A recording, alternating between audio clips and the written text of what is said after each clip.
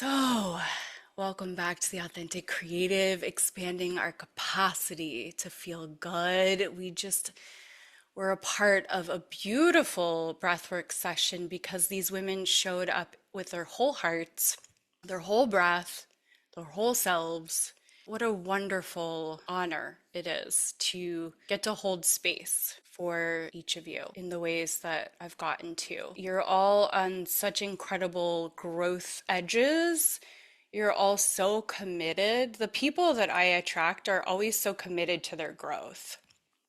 And I think that's the sexiest thing in the world is women that are completely dedicated to their growth and completely dedicated to being of service to themselves and to the world. And I want to commend you for that journey because walking that path is a big deal and it's not always easy, but it's the best. So I read a poem at the end of our breath work and I want to read it again for our listeners. It says, "You don't have to lead, you get to listen. You don't have to hold everything, you get to be present.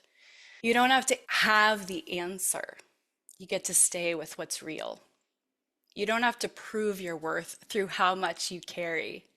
You get to soften into what is already enough. You don't have to choose between caring for others and caring for yourself. You get to include yourself in the circle of your own devotion. You don't have to arrive polished or certain. You get to arrive as you are.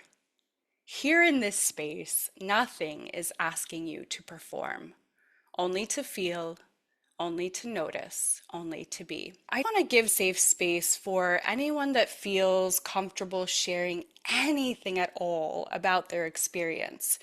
How are you feeling now in your body? How was that experience for you? I'll go first. I just want to say thank you, Siri, for inviting us. It's always such a pleasure and like a gift that you give us, your breath work. I've got rid of a bunch of anger and frustration today, so that feels good. I love it. Yeah. So, well, Yeah. we'll see where that takes me. Awesome. Yeah, thank you for the opportunity to be here and to do your breath work again. Mm, you're so welcome. And thank you for showing up for yourself and giving Yeah. yourself the permission to go for it and to release that. And we all benefit. And I got to do it with you. So that was really good for me too. I was right there with you. Yeah. I want to say thank you so much, Siri. That was amazing. And I kind of knew I needed to release some things, but it was incredibly clear the second the music started, the second I started breathing, sobbing, and everything released so quickly and effortlessly. And I feel much more open and relaxed. And I'm grateful. Thank you. Oh my gosh, I'm so grateful to you, Johanna, because watching you and witnessing you go through your breathwork journeys is so cathartic for me because I'm like, yes, she's going for it. Like, obviously, as being a professional trained actor, you're so connected to your body and your expression that it's just a really fun experience to witness that.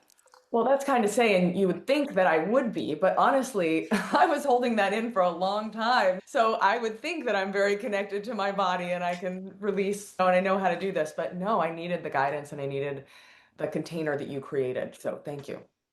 You're so welcome. I love you. It's interesting because knowing the things to help release and connect to our bodies, and then we don't practice them. So being in a container like this, it's I need to do it and not realizing how desperately I needed to do it.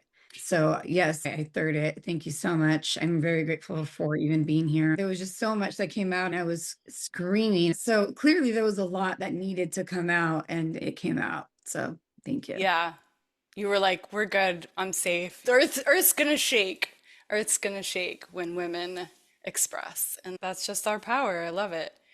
Well, thank you, Elizabeth, for diving in with me, for trusting the process, for going with it, and also for all of you sharing how much that we need this because even as facilitators, Tabitha also facilitates breathwork too. We need it the most. We need it because we have to be our most released, most expansive, most dropped in self if we're going to serve others and be safe space for other people. So we need it more than anyone.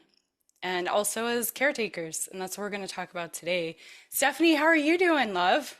It's an honor to be with all of you amazing ladies, and I feel great. I've gotten a chance to do some breathwork sessions with you, and it just always feels amazing. And I just really appreciate the safe space that you create for us and allow us to give ourselves over to an experience that's just truly for us to reach our highest selves and feel our best for ourselves and for our families and communities. I always feel great after, so thank you. So good. I have the privilege of getting to facilitate for Stephanie in person because she's my neighbor. And Mhm. she just happens to also be an actor and an entrepreneur and a mom, so we have so much in common. Okay, ladies, I'm going to introduce you very briefly. So, our incredible panelists here, just to get a sense of what their zones of genius are. Heather Dimmick is the creator of What's the Whisper product line and host of the What's That Whisper podcast, reminding others to hear the whispers that call to us. Johanna Watts is an actress, writer, and producer and director, bringing a deeply intuitive and emotionally attuned approach to storytelling that centers light, connection, and creative expression. Miss Elizabeth Munoz, known as the Radiant CEO, founder of Soul Haven, guiding high capacity women to become the chief emotional officers of their personal lives and businesses, dissolve the quotes, too much, not enough paradox, and reclaim their radiance through nervous system coherence and soul led leadership. Stephanie Fedora is a self-proclaimed actorpreneur, a professional actor from a young age. She's also an entrepreneur as the co-founder of Authenticity 50, an American-made home goods company that just celebrated its 10th anniversary. A mom of 2 young boys, she strives to balance her creative and work endeavors with motherhood and be a force of good for her community. Tabitha DeBrun is a transformational breath master, entrepreneur, mom, and author, helping high-achieving women regulate their nervous systems, reconnect to themselves, and turn burnout into clarity, vitality, purpose, and optimized human potential. Stephanie Minter, DO, Dr. Steph, is a physician who, after years of prioritizing others, slowly lost touch with herself, learning that life requires more than resilience. It requires reconnection. Her current focus is helping high achievers reconnect with themselves and nature to release patterns of self-abandonment while creating lives rooted in clarity, authenticity, balance, and fulfillment. Robin Cohen holds a BFA from Juilliard School and an MFA from the Shakespeare Theater Company in DC. She's been acting professionally for 33 years in theater, film, and television, opposite such artists as Bill Murray, Cate Blanchett, Jeff Goldblum. She's been training actors for 20 years and is the founder of the Cohen Acting Studio, where she coaches artists and public speakers across all mediums. Robin is the happy host of Thriving Artists, the Daily Joyride with Robin Cohen podcast. So, gals, here's a poem. Some days it looks like this: a child crying in the morning, and the whole house shifting around that. Plans dissolving, timelines slipping, someone needing you more than the schedule does. And you standing there, feeling the pull of both worlds, the one you are building and the one that is already in your arms. There is a cost to caring this much. It lives in the unfinished things, the posts not written, the rooms not filled, the energy it takes to hold space for others while also trying to create something of your own. These are days where it feels like nothing is moving fast enough, and still you keep showing up. You go out into the world anyway. You talk to people. You ask again. You carry your work in your hands and offer it over and over. You learn how to not take it personally. You learn how to keep your heart open, even when the answer is not yet. And somewhere in the middle of all of that, something begins to root, like moss growing quietly along stone, like a river shaping its path without needing permission. This is what it means to build a life, to tend and to create at the same time, to hold a child in the morning and a vision in the afternoon, to feel tired and still trust that something is working even when you cannot yet see it. The benefit is not always immediate. It is in the becoming, in the steadiness you learn, in the way you begin to trust yourself, in the way your children or the people you caretake watch you and understand without words what it means to care deeply and keep going. Nothing about this is clean. Nothing about it is perfectly balanced. And still, it is real. And still, it is enough. And still, you are building something that will hold. So please don't feel left out if I emphasized children, because a few of you are caretakers in your own right, and we all caretake in this room in our various ways. So this is an all-encompassing conversation for the listeners. Just know whether you're a caretaker of a pet, of an elderly person, of a sibling, of your clients, this includes you. So I want to start with Heather, and I just want to ask you, Heather, we have so many seasons as women in midlife. I mean, I don't know how old we all are, but I'm just going to say midlife. Elizabeth, you look so young to me. I won't ask you to say your age. But like, okay, as women that are not young, but young in spirit, young in heart, we have so many phases that we go through in a day, in a week, in a month, in a year, in 10 years. So if we've been here for several decades, like a handful of decades, like what in this moment of your soul's evolution, Heather, is present for you as a caretaker because you're so dedicated as a mother. You're so dedicated at your job, serving women with clothes, and so dedicated with helping women declutter, and so dedicated as a friend. You support so many other women. What is present for you about caretaking, being married with entrepreneurship?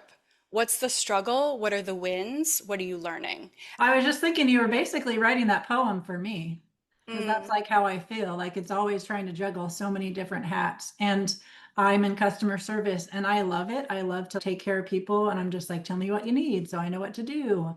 Sometimes you got to do that at your house. You need your kids to speak up to what they really want. So there's that. And then I think I just am trying to run a business. So I feel like you're talking to me exactly today because I'm like, oh my gosh, sometimes there's not time to do all the things that I want to do. But honestly, I just really like caring for others. And that's just who I've been my whole life. My friends would make fun of me growing up doing that. And that's just who I mm, naturally am. They'd be like, okay, Heather, you're just going to take care of everybody. And that's just what I would do naturally. And it fills my heart a lot. mm. And it Yeah. is sometimes hard to balance everything, but you just figure it out. Yeah. And so you help people declutter their homes. That's I part do of like to what, do that. That's yeah. fun. Yeah. So talk to me about the women that you help, like you've helped me a few times declutter my Yeah. home. What do you notice when you're decluttering those homes about the women, what they're holding, what they're carrying, what they're clinging on to? How does it help them to be able to show up better for people and be of service the way you love to be? Yeah. And I think that can go for anybody. Anything that you're trying to shift, or even if I'm helping them at the store to buy a bunch of things, you just try to simplify it and Hmm. make it so it could be executed well and you feel overwhelmed. And I try really hard to take the overwhelm away from everybody. You And do. like, yeah, and I think I'm really good at that. You So, are. and I'm just like, okay, we're only going to think about this right here and not all the other things that are in your closet. And just start with one section of it and just break it down into little pockets because I think that's easier for us to digest. And I just want to say that recently I redid my office yesterday after interviewing a woman on the panel who's all about this as well. And the way that I feel looking around my office today is just 100% better. I just feel so, it's such an expression of our internal world. Not only is it about decluttering, it's like, how do we want to empower ourselves? What is the version of ourselves that we want to show up as? And when I walk into my closet that you've helped me with, and I've let it go and it's a fucking mess, I feel a fucking mess inside. When I walk into my closet and I've folded everything, okay, some days we're just not gonna get to it. That's okay too. We have to give ourselves grace. But when I've organized and I've cleansed and I've cleared out my spaces, I genuinely feel so calm and good, and everyone around me feels it too, because they see those spaces, they see that intentionality, that they see that love and that care. So I think the work that you do is so important. So thank you, Thank Heather. you. Thank you, Sierra. I think that's what you do with breath work too. You clean out the other closets that we need to work on. Oh my God, you're so good. Hey, my closet's a mess right now, so I know how it feels to feel overwhelmed. But I have other things to do, like hang out here. Yeah, hang out here. That's right. This is the stuff. All right. Thank you, Heather. And so, Johanna, I want to come to you. You're going to be directing a project. Yeah. That's a big leap forward. Not that you've never directed before, right? Because you have, yeah. Yeah, But this is a new level, I believe. that's right. So, talk to me. You're a very dedicated mother. You're a very dedicated wife. You have a husband who's very hard at work, being a very successful screenwriter. You have two houses you're managing. I'm sure there's 1,000 other things because you have your rainbow project. Hmm. Tell Yeah. me about, in this moment in time, just like I asked Heather, what is present for you in terms of what's the struggle? What are the wins? What are you learning?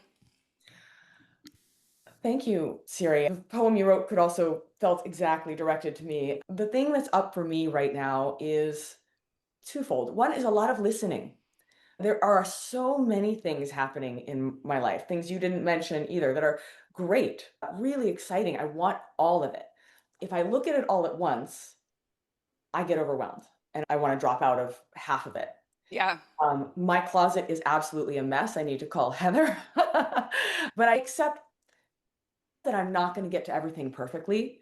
And I'm just doing exactly what's in front of me in that moment. So, what I'm working with right now is being very, very present to what is needed in this very moment and trusting that that's going to be enough to then move on to the next thing and do exactly what's needed for that moment. Mm, Knowing that I probably can't do it all, but that I am connected to a much wider community of people and that I'm not creating in a bubble, that I'm absolutely, as a filmmaker, every film is an orchestra. Every film requires a huge concert of artists to work together. And so while I'm directing it, it's more like a conductor. I don't have to mm, play every instrument, although I want to, and I have strong opinions about every instrument.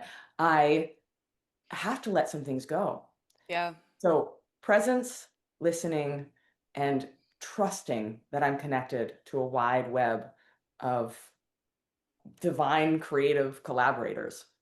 Yeah, and I know you, so I know that wide web of divine creative collaborators also includes the unseen. Yes. Yes. Yeah, that's the trusting piece too, right? So I'm curious for you, what is that unseen piece that you feel supported by, whether it's God or universe or angels or what have you? It's all of it. Yes, yes, that's what it is. So for me, the unseen divine is expressed through all things. It's expressed through other people. It's expressed when I wake up in the middle of the night, because, we all have a few decades now, and I do wake up sometimes in the middle of the night and I want to go back to sleep and I can't. And what I've been shifting to, rather than struggling against it, is welcoming that solitude and that quiet and trusting that, like, maybe something is available to come through in that moment that I could listen for. And Mm, when I allow my body to quiet and my mind to quiet and to be receptive, it becomes a little bit more of a gift to be in that moment. And I try to find those moments throughout the day to just drop in to my body or to the connection, to the conversation that I'm in right now, and listen for the divine within that. Yeah, I love that you're changing that from what could be, why am I so tortured in this moment? I need a good night's sleep, to what is here for me? What am I being called to? What do I need to listen to? Is the moon calling me? What is available? Because that's such a powerful shift. Yeah, Yeah. well, part of it too is because the project I'm working on involves some kind of witchy magic. Mm. And these early hours of the morning between 3 and 5 a.m., that was referred to as the witching hour. Ah, yeah. Partly Okay. because I what thought it was between 5 p.m. and like 10 p.m., my but maybe. understanding is that it's the very, very early Okay. hours of the morning are called the Okay. witching hour because older women were called witches because older women had the wisdom, right? Mm-hmm. But what else happens to older women? We wake up in the middle of the night.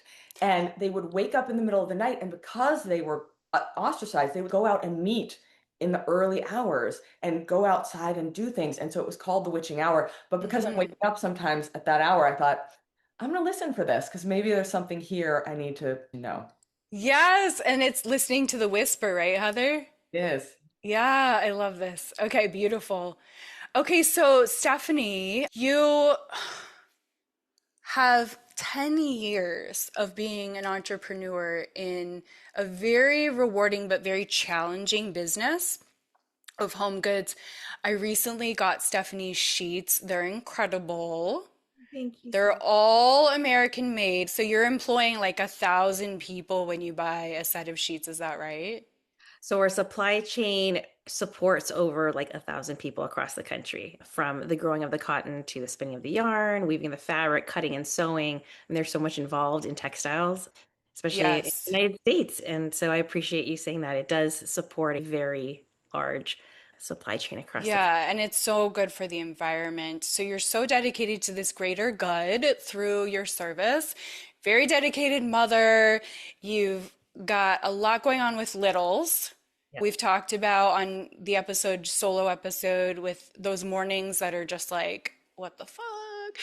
And I will say, from my own experience, having a morning where my youngest is having a emotional struggle, he does not do well with Mondays.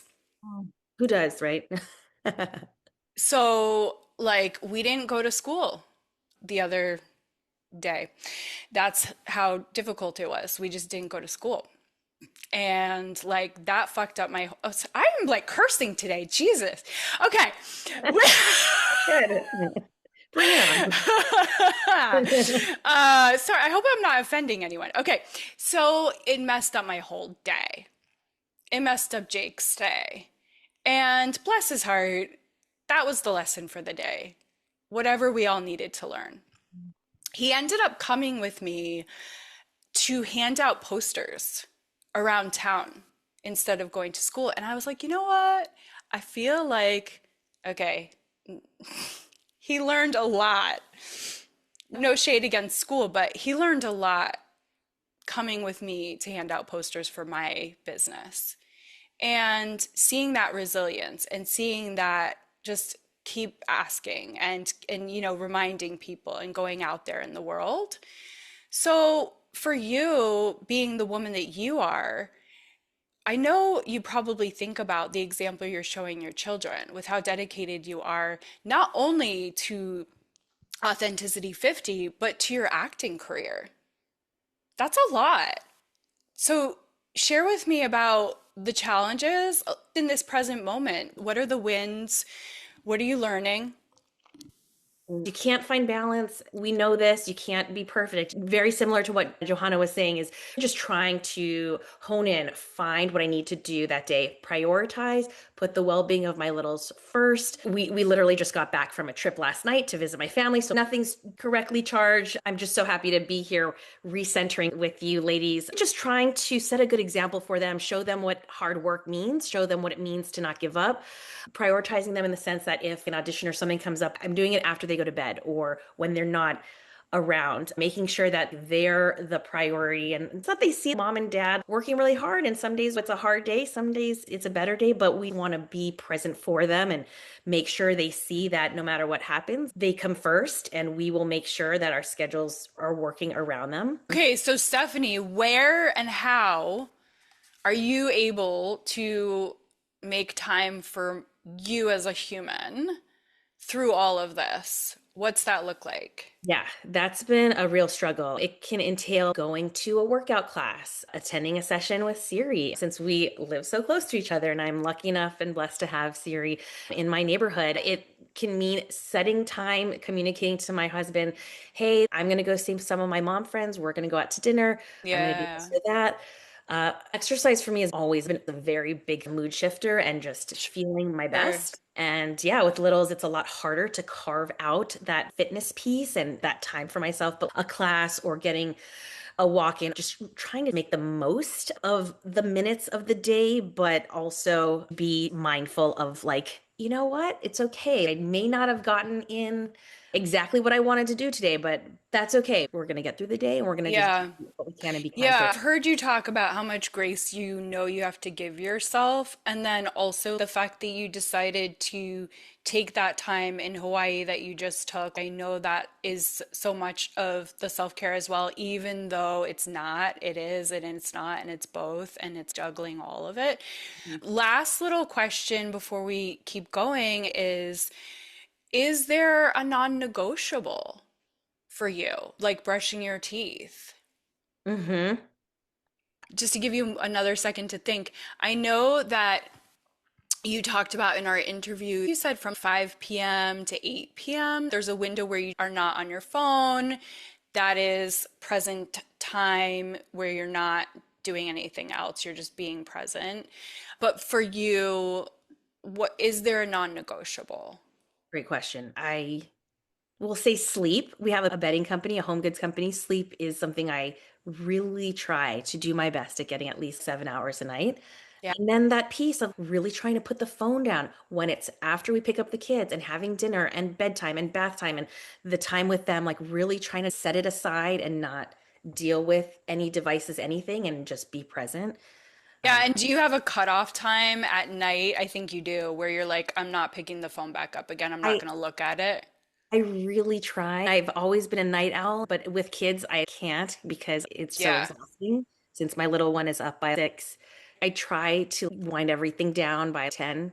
Yeah. 10. It's so incredible, Stephanie, that you, I mean, women are amazing and you're amazing and what you're doing is amazing and the fact that you get up every morning and you keep going is amazing and the fact that you have such a standard of excellence in so many areas of your life is amazing. I know you have a lot of good friends in your community and I know that you show up in so many ways and so I'm just really proud of you and of all the women here and of the women listening for how we keep putting one foot in front of the other on the really fucking hard days and the really easy days. Continuing to walk that path, I think, is just so brave and incredible.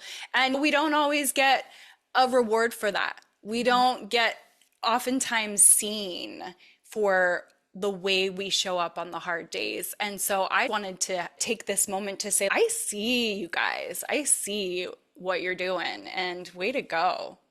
Yeah. I get you, Siri. Thank you. Yeah. Way to go. So, Dr. Stephanie, how are you doing in the life of a caretaker? I know a piece of your story, something that was a catalyst for you, Stephanie, is seeing your grandmother have like the insides of her brain. You were interested. Yes, Tell us the mini version of I that come from a story. long line of caretakers. My grandmother, my rock, the one who made sure I had clothes and books and things and lunch money. She was a ICU nurse and she ended up with Parkinson's and fell and got a subdural hematoma and then ended up in the ICU that she had trained all of the nurses in. There was a really life-changing moment where I wanted to peer inside the burr hole that the neurosurgeon had made, and really that profound moment where I questioned my own sanity in a way. And I said internally, who does this? And then a voice, not my own and not my father's, said very loudly and very strongly, the physician inside you does. And so I sat in contemplation with that for a while. After her funeral was my divorce hearing, literally a day apart.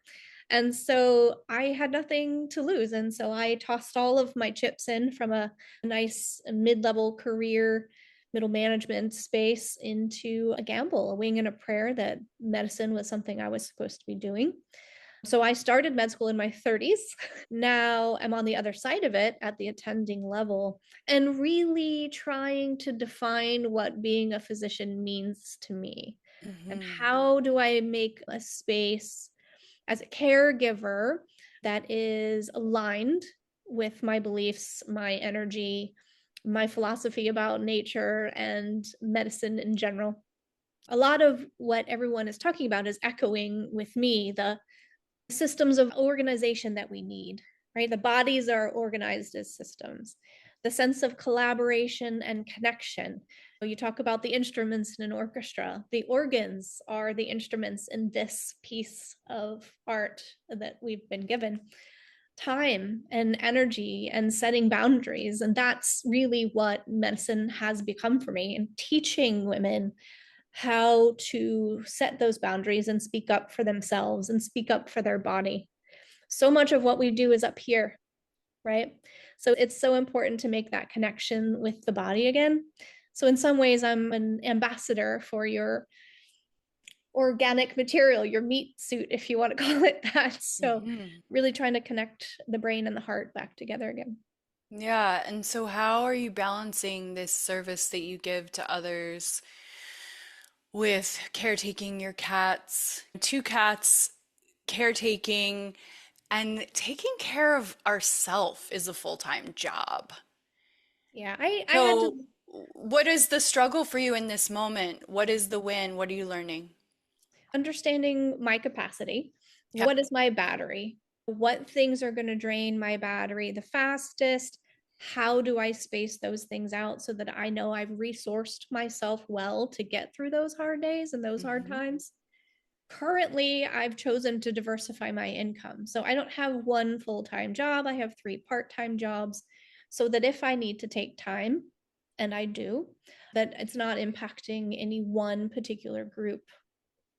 Like today, for example, I'm normally in an institutional kind of care space, and physically and mentally, I've been exhausted. So I've postponed that till tomorrow, made space for today. My work can get done when it needs to get done. I think you're right about being a woman of a certain age. You gain this wisdom, and then you don't have as much riding on people pleasing. You can say no. And I think Mm, that's important to do so when you know you're reaching your capacity and your limits. mm-hmm. Yeah. And one thing that we didn't touch upon yet, which I think is important for me in this season, is perimenopause and what Yeah. a big deal that is and how we navigate it. So, I will just say for myself that it came crashing down when my youngest broke his arm when we were on vacation in Maui. And perimenopause was already in full swing. And that was the straw that broke the camel's back. And I am really grateful that that catalyst came about because it did so much, not only for me to open to more deeper responsibility for myself, but to become a stronger mom and a stronger human and a stronger person of service to my clients and in the way that I show up for everything. So I think it is a threshold portal initiation that we can either look at as a dreadful thing or we can look at as something that we get to rise to and really use as a way of empowering ourselves and becoming stronger than we've ever been and trusting that wisdom. Yeah, I think that's really the resilience component that we talk about a lot. Like, what is resilience? And I've been asked this before in other programs. And for me, resilience is about an alternator on our car or any of our phone batteries or anything. You're trying to recharge while still functioning. Mhm. In this stage of life, the mitochondrial function, the hormonal saturation is completely different, and you're working from a different chemistry. And so you really can't try to recharge while you're functioning. It truly has to be a separate function of your life. It has to be rest and then do, and then rest and then do. Mm. And this is a season of invitation. It's an invitation to understand who you really are, what you really desire and need. I think up until this point, we're all in a pattern of expectation to meet other people's expectations. But this Yes. mindset shift that comes with a different saturation of hormones allows you a different vision, a Mm. vision of your own life, a vision of your own needs. And Mm. hard to do when you've set that precedent of people pleasing or performing and things like that. And I'm sure just as equally difficult in motherhood. So trying to balance then, but also model that it's okay to speak up for what you need. So relieve yourselves of the guilt about saying no and setting boundaries. It really is about teaching other humans that it's okay to protect their energies, to resource themselves well, and to say what they can and cannot do. Got it. So good. Mm. Thank you. Good Well, stuff. Okay. Tabitha and I go way back. We were in a company together for a long while, and then I got the privilege of teaching her Reiki. And now she's also a breathwork facilitator. She's a very dedicated mother. She's a leader in different realms and is of service to so many people. You just led 1,000 people in breathwork the other day. You've gone through so many seasons. You've been a teacher, you've been a leader in health and wellness, now breathwork facilitator. I'm sure there's two other things you do. In this particular season of growth, what's the challenge that's standing out for you? What's one of the wins that's really coming through? And what is the wisdom that wants to come through in this moment about that? Well, first of all, thank you. It's so nice to be in your energy again. And thank you for holding space. As a facilitator, I hold space for others, but you held such a beautiful container. And thank you all together. It was a really powerful session for me. I feel like together we are better. So thank you for that. It's been a windy road, but every part of my journey, whether it's teaching, entrepreneurship, caring for my mom, raising family, becoming a hypnotherapist, the Reiki, and now breath work, it's all brings the best of me together. And every amazing part of my path, good, bad, and ugly, has given me the wisdom to be able to authentically hold space for others. So I feel like I'm in exactly where I need to be. My kids are much older than it sounds like many of you on this call. I have a 26-year-old and a 23-year-old. And even though one's on the other side of the country and one is 3 hours away and they both run businesses, still, it might not be a crying child like you think within your home. It might be a crying child, whether they are actually crying or metaphorically, because you know that they need you in a different capacity, that your day can be turned upside down Mm. because they are still a priority in my life. And I love that they know that. So, how do I handle the overwhelm if there are so many parts to my life? I first and foremost, with gratitude, know that this is the life I created or is unfolding for me. Some parts are not what I would have consciously created. I try to stay in gratitude. As simple as the idea of I get really clear about the woman I want to be. And I'm far from perfect, far from perfect. I fuck up all the time. Mm. Coming back to who do I want to be? How do I really want to show up in the world? It just helps me stay present, helps me prioritize, like all of these ladies have said, helps me set boundaries, and it helps me live in the essence of the flow of who I am. So I get out of the performing. I'm still stretching, I'm still striving, I'm still really wanting to make massive impact, but it allows me to come back to who am I? What's aligned? And how do I want to show up in this moment? Yeah, I have a question for you, Tabitha. Thank you for that. High achiever that you are, that we all are. Do you have a way of not constantly moving the goalpost forward in a way that it feels like you never get to just be present? What is your relationship to being a high achiever in that sense? Yeah. And it's a delicate dance. It's not one I've mastered, but I am better than I was. It's sitting in the beauty, in the miracle of what I am doing right now. There's nowhere I'd rather be than in this discussion with these incredible women. And I know that I'm going to learn, and I do intend to be able to offer something, but I am right here, right Yeah. now. Yeah. I'm not thinking about the next goal. What I am is in this moment. How can I show up as the best me possible right now? Yeah. So I think that's the first. And celebrating wins. We forget as high achievers, we forget to celebrate our own wins. And yet we would probably be out there cheering other people and reminding them of the wins. When I had that opportunity to hold space for so many in a breathwork session, I remember thinking in that moment, this is what you asked for. Yes. This is what you asked for. So I wasn't thinking, well, what's going to happen next or what's the next? I was just like, you've done it. Mm. Enjoy it. Learn from it. Grow from it. Yeah, that was exactly the follow-up question I was just going to ask you was how do you celebrate the wins? How do you pause and enjoy the achievement? You answered it without me asking.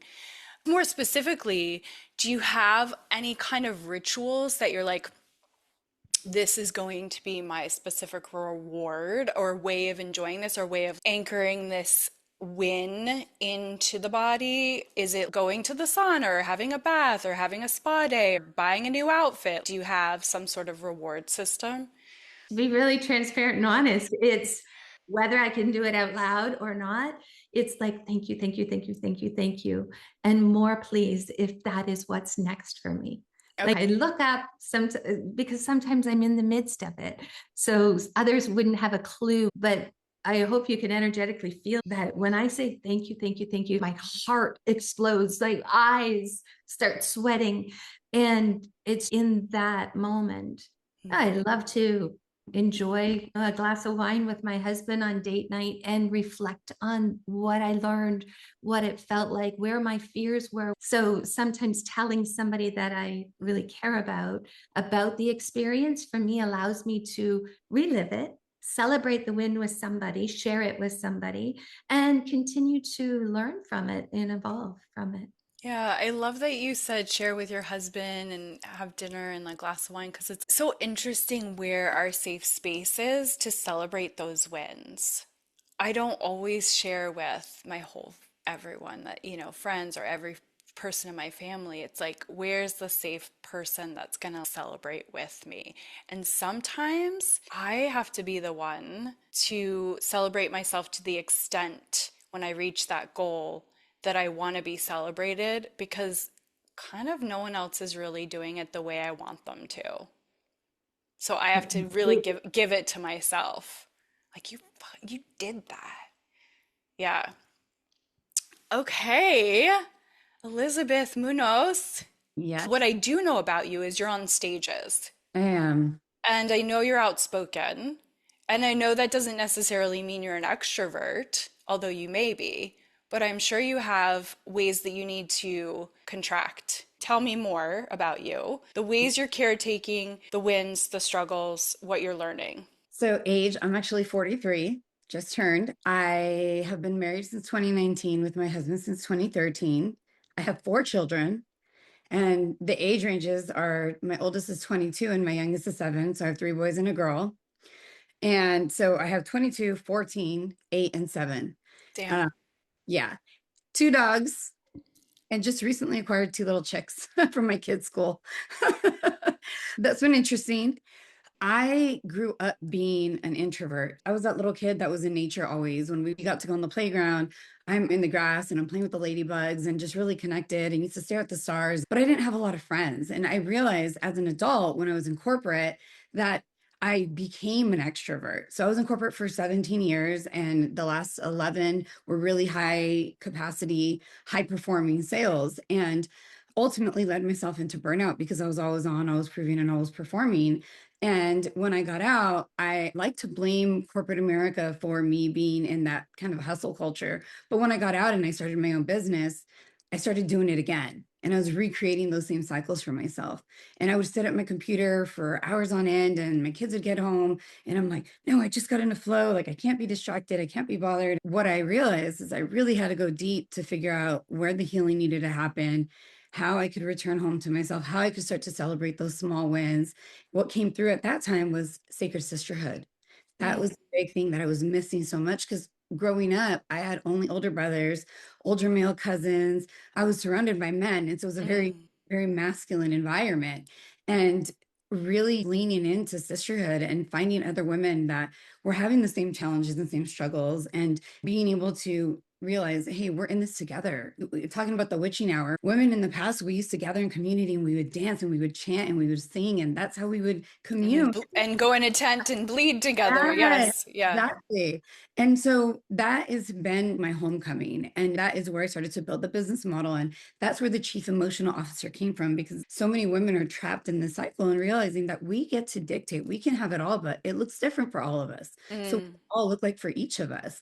And now it's about being the best version of me and really working on that. And even if I can only spend 30 minutes with each of my children, making sure those 30 minutes are truly present. That way I'm showing up as the best version of me. And it's a remembrance of doing things like this and doing the breath work and release, so that we're not really strung when our kids get home, and we're able to just have fun and play with them and be in the moment and joy. And yeah, so that's really what drives me and what I'm trying to help put out in the world, and the message that I want other women to realize that they can do that too. Yeah, I'm so curious as you're sharing, what do you do with all those children when you are preparing for a big event, or you've just come off something that's really important to you and you're holding a lot for others, and they're having a time and coming at you, either attacking you or anchoring with you like boys can do, anchoring to the mom like, "Arr," or crying, that dysregulation.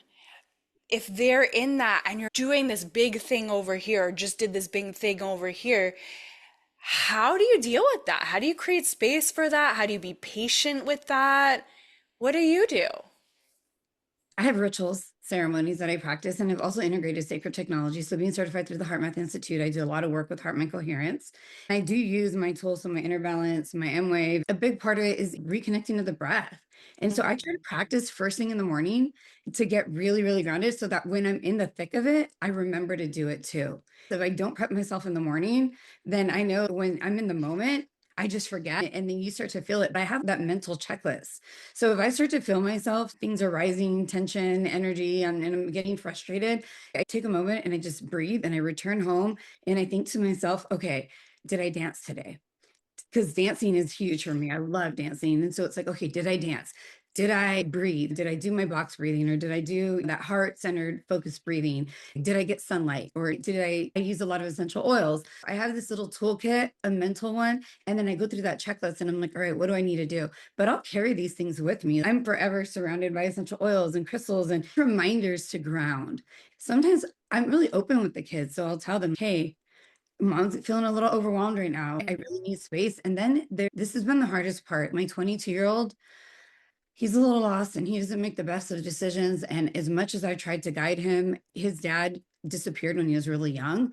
And so he has a lot of anger around that. And even with all the work that I do, I have to surrender to my higher power and divinity. And sometimes just say it's okay to let them live their lives and know that I can't control it. And the things that are in Yes. my control, I have to surrender to. So that's Yes. another big part for me, is surrender. That discernment of this is their path, and maybe they need to be angry right now, as opposed to I need to solve it. A lot of times, the answer I'm finding is just giving space and then they solve it. Yeah, If I can give space, depending on what the situation is. right. Yeah. Okay, great. Thank you. Wow, you're incredible.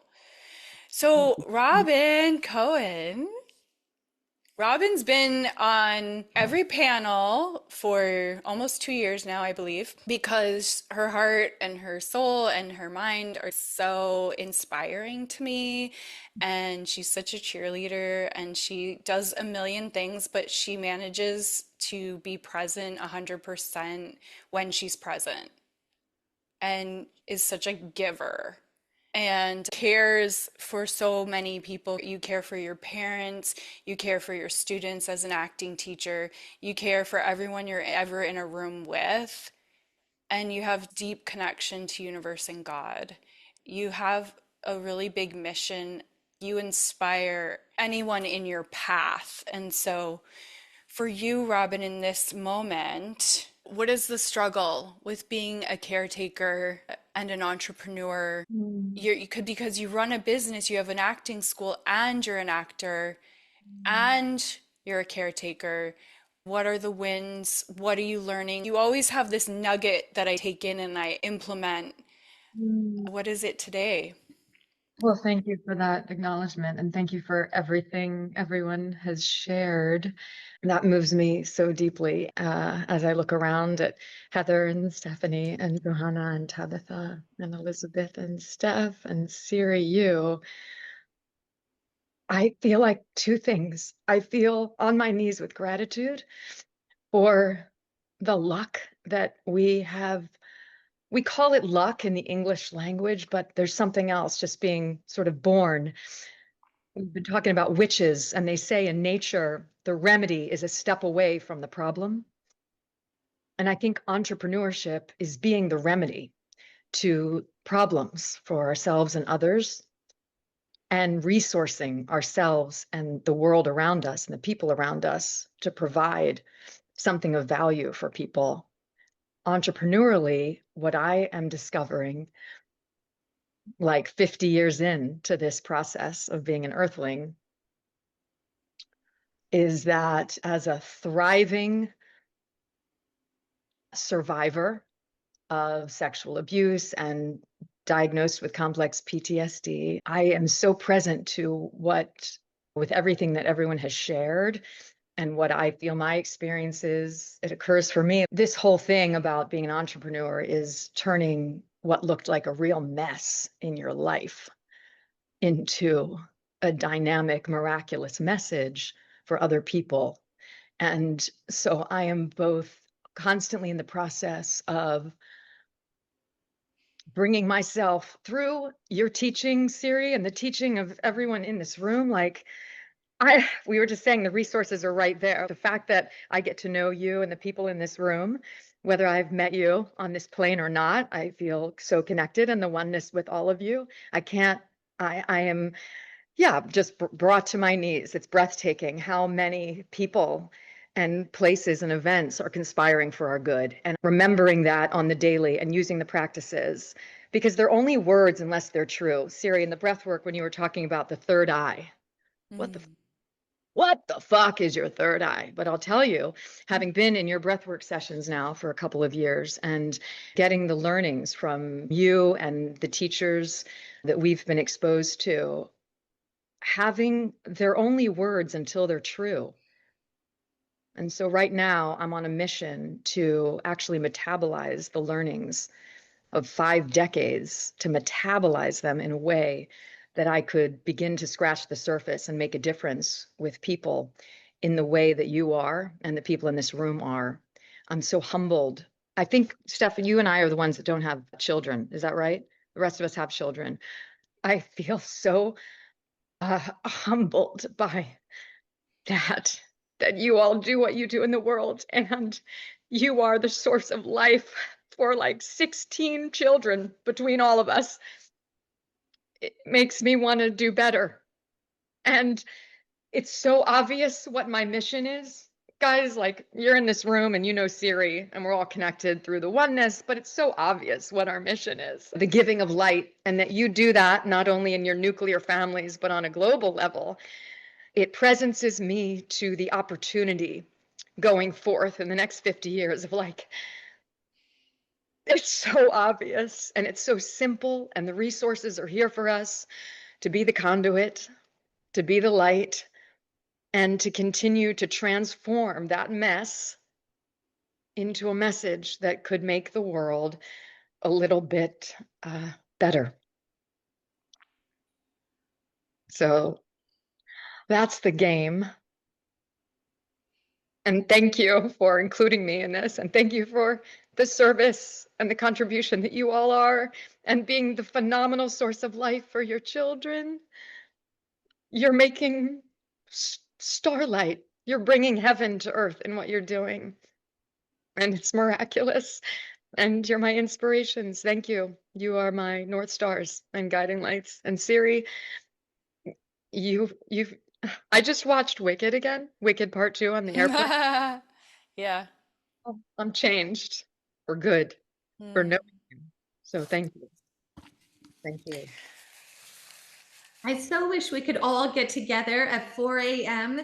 and do witchy things. I really wish we could. We can, you know, and We're doing it now. yeah. And you know, thank you for saying that, Tabitha, because I lead women's retreats and circles. And if you guys want to get together, I don't have a plan for my next retreat, but you're welcome to tell me where you want to go, and we'll get together and we'll do witchy things. Also, I just want to share that I am here not to just do breath work for these panels, but I'm here to facilitate breath work. Robin makes me cry every time. I'm here to facilitate your breathwork journey. If this felt good to you, if this resonated for you, whether you're listening or whether you're here today as a leader, leaders hold space and they need space holders. Space holders need space holders.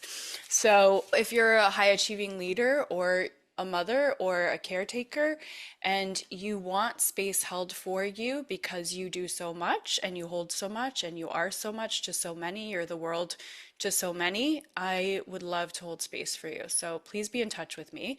This is our after party. Go ahead and share anything that feels like it's unfinished for you. Stephanie Minter. Just kind of synthesize everything. We were talking about this phase in life where we now get to choose what it is we want to do. You've gotten your younglings to a point where they're surviving, and so they can come along with you now on this adventure. And it is about the light that we have to give, the light that we have to share. And part of that is modeling it for the next generation to come. And whether we embrace hustle culture or rise in defiance of it, that's all well within our right to choose. Elizabeth, I haven't met you, but I feel like we're soul sisters from another timeline. It's hard for me to be myself, my crystal loving, feather collecting, salt lamp with my skeletons. You know, I tried to integrate both sides of who I am, the practical scientific version and this lovely organic star seed soul fragment piece of the one. It's all about how each of us reflects what is ours to do, what is our gift to share. And so thanks for having us all here to share in this space and to give a little while also being the safe space and being able to care for each other. Yeah. Yeah, I love that Elizabeth brought up the sisterhood, and Stephanie, that you're synthesizing more of this and alchemizing it for us as well. Thank you for that. Johanna. Thank you, everyone who said so many amazing things that I needed to hear today. Something that came up was kind of touched upon, but has been up for me a lot lately is this realization that I can be more of a giver and more myself when I allow others to be their own caretakers sometimes. When I really I was thinking about the book Let Them and the book Yes. The Emotional Lives of Teenagers. Both of them, and I'm sure many others, talk about there are going to be wild ups and downs with especially the young people in our lives. My son has his big ups and downs. My mom, I caretake my mom as well. The people in my lives are going to have big upheavals. I don't have to go on that journey with them. I can let them have that journey.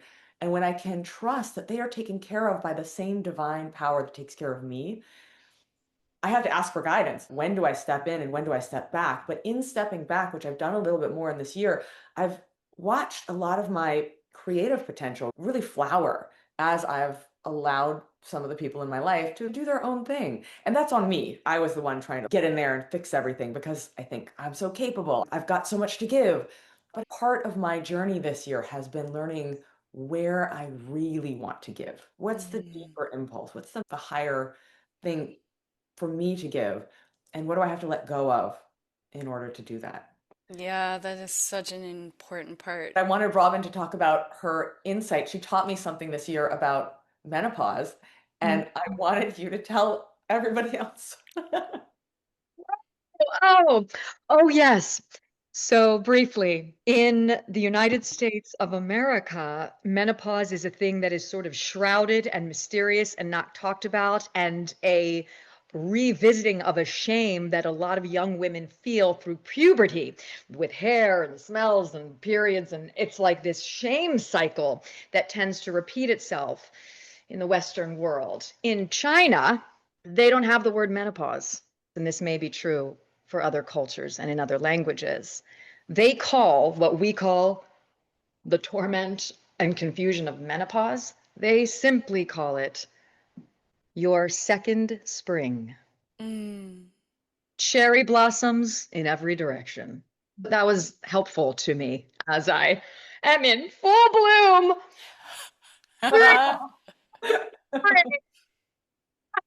Yes, I love Reminding that. me, that, Johanna. Thank you for reminding me of that.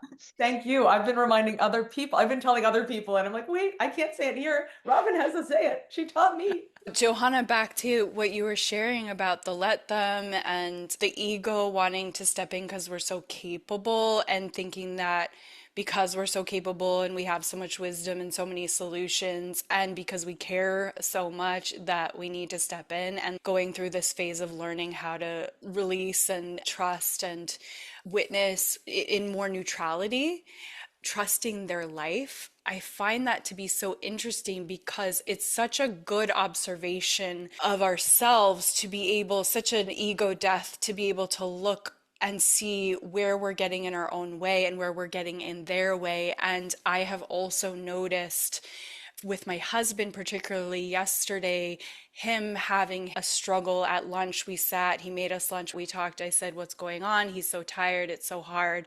Screenwriting is so hard. It's such a difficult roller coaster ride. He thinks the project is happening. Hurry up, wait. Hurry up, wait. When is this happening? Is this ever going to happen? Big roller coaster ride. And so, normally, because the part of me that's codependent, the part of me that's I'm not okay unless you're okay showed up. I noticed it and I went, I can just let him have his funky mood and have his challenge, and I don't have to tell him 5 ways to make it better. And sure enough, I went on about my cleaning and clearing and decluttering, Heather, and I came back to an hour later at the most, and he had gotten a response from the producer. And it was like, yeah, I'm fine now. I'm great. I'm happy. And just like kids are when they're 2 seconds later and they're like totally fine. You're like, why did I worry? It was a perfect example of what you were just sharing. Oh, wow. I got to viscerally experience that feeling of staying as neutral as possible, letting him have his roller coaster, not having to go on that ride with him, and then just being like, wow, I really don't need to do as much as I think I do. I can just do less. It's great. That's great. I think that's such a great lesson because that's what I've been doing. And my boys teach me that all the time. They're always like, I got it. I have 3 boys. So they're always reminding me, no, I can do this. And that's what I was saying in the beginning when I used to always be like motherly to everybody and telling everybody what to do, what they should do with their life. I have learned so much to let people just do their own thing and maybe just be the ear to hear because that's really all everybody wants. True. Oh my Yeah. gosh. So true. How But many it's times always, do we learn that lesson? that's right. It's so easy to give advice for everybody else's life, but it's a little bit harder to do our own lives. Yeah. Speaking of simplifying, just briefly, I took on a practice, a very practical practice. It caught me by surprise, and now it's the most delightful part of my day. I've only started doing this within the last month. You know how we treat our favorite furry friends like, hey, pretty. Hi, hi, lovey. Hi, pretty. Oh. Totally. If you need a chuckle or a guffaw, just think of me in the morning as a practice, treating myself in the mirror. as my favorite furry friend. I've never done this before. It looks psychotic, but it goes something like this. Hi, pretty. Hi, baby. How you doing? Good morning. So if you ever need to uplift your spirits, just imagine that I have literally taken on this practice, because to not do it is a level of self-deprivation and lack of self-love so big. I can't even imagine that I haven't done this more recently. So Okay, anyway, we're doing it. We're gonna I'm do doing it as it. soon as I get off this call, just so you know. you do it, Johnny, you do it. So I'm about to do it as soon We're as gonna we do end. it. We're gonna do Hey, it. hi, pretty. Look at that twinkle in your eye. Hi, baby. You're so cute. Yes, you're so cute. Chime in. I'm saying it to all of you. Hi, cutie. Or said another way, Johanna, how would we treat like our dearest, yummiest friend? We should go And around doing this to other humans. Like, ourselves that way. Yes. Yes. it's Thank- hilarious. Like, it'd be amazing if we did that to all humans. I see, like, my mother does this every time we walk down the street. She like runs right to the dogs. But I'm like, we should be doing this to each other. And be like, hi, cutie. Hi. You're so cute. I'm so much nicer to my dogs than I am to anyone else. Yeah, I've facilitated retreats before and even in workshops. The hardest challenge that I've found women have, and I've now realized it's not just women, is I do mirror work. And so have them look in a mirror and then make eye contact and kind of sit with that for a minute. And then just like self-love, like, I love you. I love you.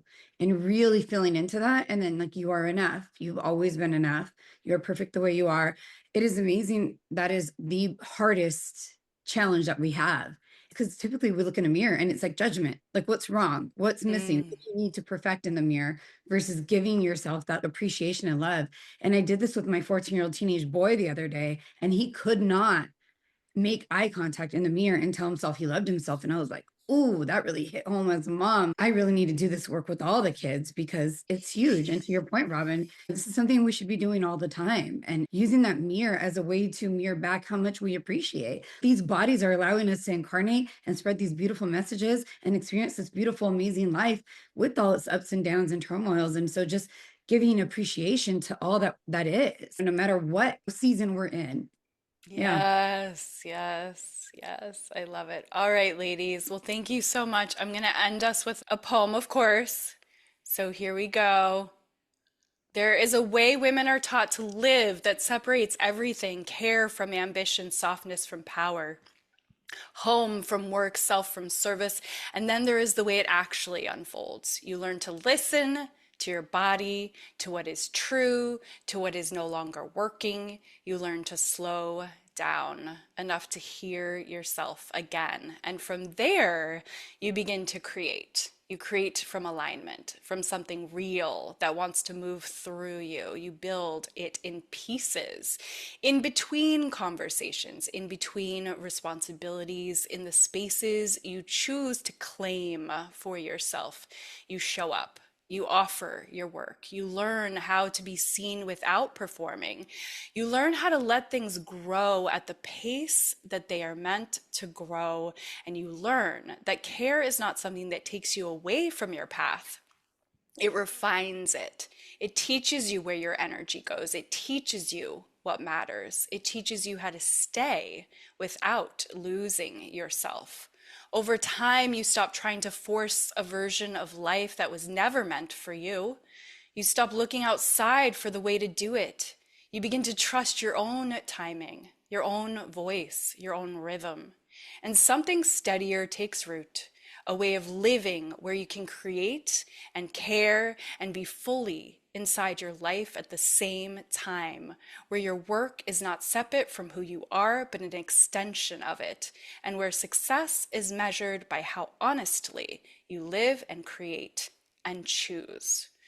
I love you each so much. I love you for the path that you are walking courageously every day, step by step. I love you for living outside of the boxes of the expected. I love you for being just the incredible souls that you are, for showing up today, for giving us your vulnerability and your wisdom. Thank you for sharing the real. What a blessing this has been. Please share, please review the podcast. Listener, please review the podcast. If you got value out of this, please share it. Don't keep it to yourself. Share the love, share the medicine of this transmission. I love you guys so much. Keep expanding your capacity to feel good, one breath at a time. Bye for now. Thank you, Siri. God bless you. Thank Thank you. you. Thank you. Mwah, mwah, mwah.